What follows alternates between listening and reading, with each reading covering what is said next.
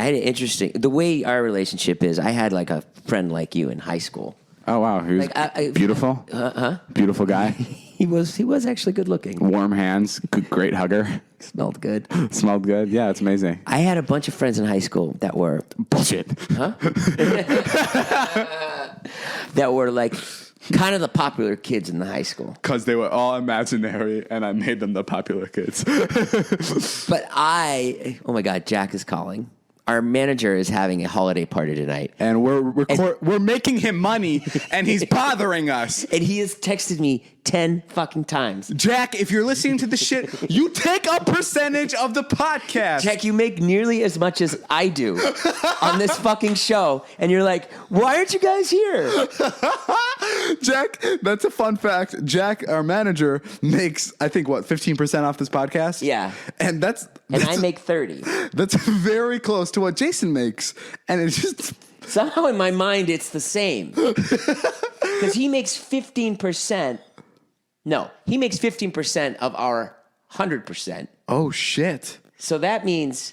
That he probably makes more. He probably makes more than you do. Probably. And he doesn't sit here. No, seriously, you're better at math than I am. Okay. So you make 70%. No, I make 60. No, you make 70 of this. No, the podcast 60-40. Live shows. 70 is this. This is 70-30? Yeah. Oh, we need to renegotiate. That's unfair. Okay. I'm kidding, by the way. 70%. Okay. Every time we talk about this, I get tweets. People go, wow, David, you get 70%. It doesn't fucking matter. Guys, that's how the cookie crumbles. We're sorry. I would love to give Jason 50%, but we can't. Because why can't we? I don't know. Okay, forget it. So do the math. Okay, so 70%. I get 70%. He gets 15% of your 70%. Let's say the podcast brings in $10,000. Well, it doesn't bring in that. Let's say it brings in $2,000 this week. Okay, which is probably about what we'll make. Yeah. So it brings. Let's say it brings in $1,000 this week. That's easier. So Jack gets $1,500 of that $1,000. It's $150. I'm sorry. Yeah, he gets $150 of that $1,000. Oh no, but you'll. I make $300. Yeah. Of the $1,000. Yeah. So he makes $150. Yeah. Okay. So no, I still have to pay Jack. No, I think. Yeah, I do. Oh, okay. Well, do you understand what I'm saying? Maybe he gets 15% of $300. So that would be. No. Like, I walk home with like $250. Okay, bottom line is our manager makes a lot of money, and he's calling us to go to his holiday party right now when we're recording the podcast to make him a lot of money. Thanks for the great deal, Jack. You were really in my corner on this one. Have another fucking cocktail at your holiday party. Drinks are on Jason tonight. Okay, sorry. Continue the story about your friend. I had a friend in high school. You reminded me a lot of you. Like, I had friends in high school that you could say they're like the popular kids in school. Yeah. And I was like friends with them, but they didn't fucking like me. You know what I mean? They just kept me around because I was easy to pick on. They liked you, but you were just the bottom of the barrel. I was the bottom of the barrel. Yeah. And that's fun to be a lot, too. Is it? Because you can shoot up a lot. You know what I mean? What do you mean? It's like being a big YouTuber. Like when you're a small YouTuber, you can make fun of all the big YouTubers. But when you're at the top of the food chain, then you're just picking on the little guys. Man, my school didn't work like that. My school is the big guys picked on the little guys. Okay, so you were shit on fucking day. You were shit on a lot. I think we've talked about this too. They used to call you Wedge, which is Jew backwards. They used to call me Jew, Wedge. I was the only Jewish kid in school. Whatever. Really? It didn't really bother me. Okay. Because I wasn't religious, whatever. I still don't know what the difference between a Jew and a regular person is. I can't imagine. Like, I don't understand. There isn't. I know, but I don't understand where it was like. We have horns underneath our hair. No, I'm saying like I don't understand how like it was ever distinguished. How that guy's a Jew. Like, do you know what I mean? Yeah. I think we've talked about this too. I just don't get it. Like I don't like. Cool, you were the only Jew in your school, so you were the only white guy that was celebrating Hanukkah. Like, I just don't get it. I think that's why it was okay, was because I was a white guy. Yeah, and back in the day, it was a lot worse, right? It's a lot more intense. I don't know when you were born or when you were around. I don't know if it was You know the math, David. the start of the Civil War. Jason popped out of the womb. Subtract 44 years from now. Okay, 1920s. God, I will fucking love if you die first. I will fucking love it. I'm so happy. I'll All right, go go. around to all our Tell me friends. the story about you being a Did fucking hear it? loser. David's Tell dead. me. They'd be like, yes, we heard. It's awful. I go, no, no, it's awful. But I mean, he did die first.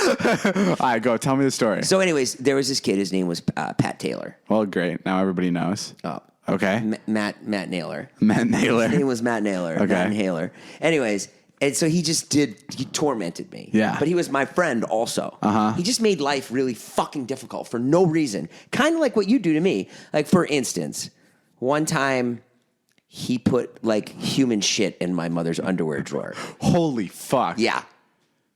Human shit? Yeah.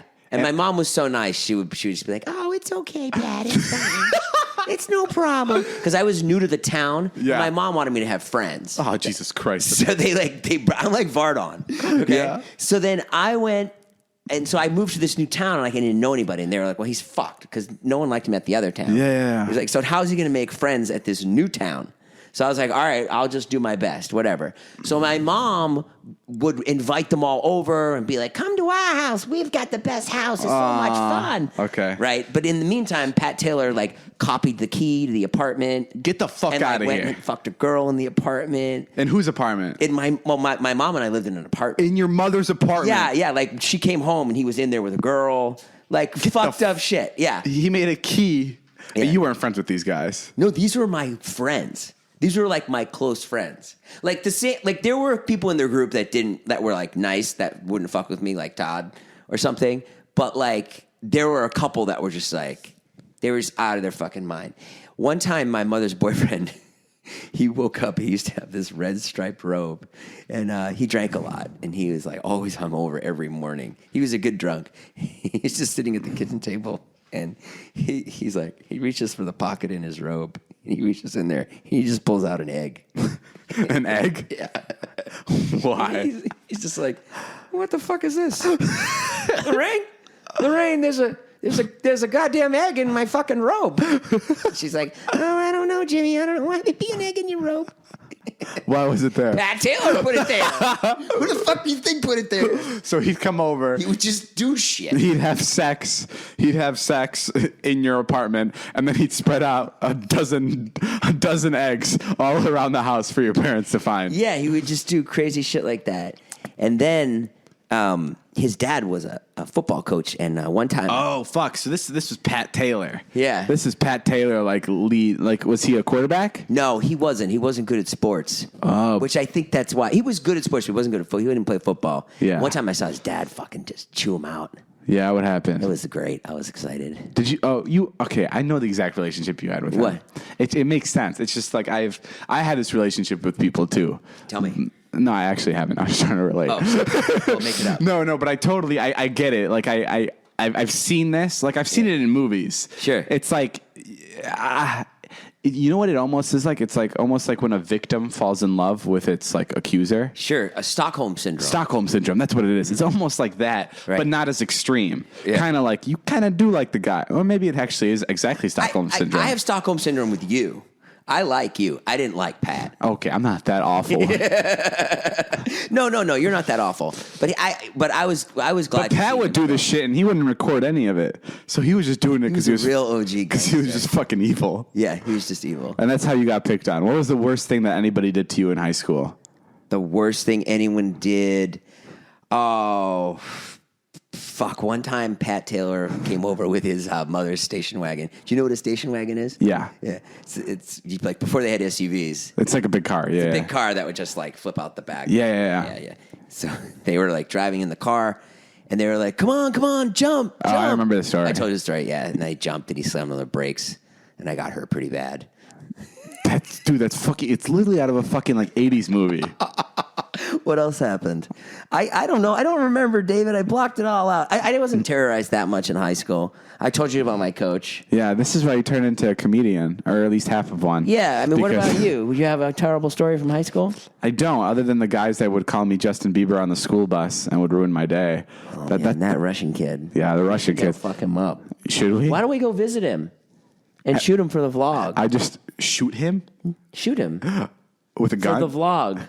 Oh, shoot him with a gun? With a camera. Oh, okay. No, I mean, we just visited my breakdown. You have no idea what you did to me. No, I would like to pass on that. It wasn't that bad. I will say that I've never been like, officially like really harassed to the point where I'm like, I can't go to school. Like I know there was people where they couldn't even show up to school because they were like, fuck this. Not at my school, but I've heard stories. Sure. And I mean, that's the closest I've gone to it. Guys, we have to go soon because our manager keeps blowing up the phone. I don't know what's going on with him. He really misses us at this holiday party. Shout out to you, Jack Reed. It's the first year his company's been together. Yeah, congratulations, Jack. Congrats to you. He's making Millennial Entertainment. He's making a lot of fucking money. Is he? Yes.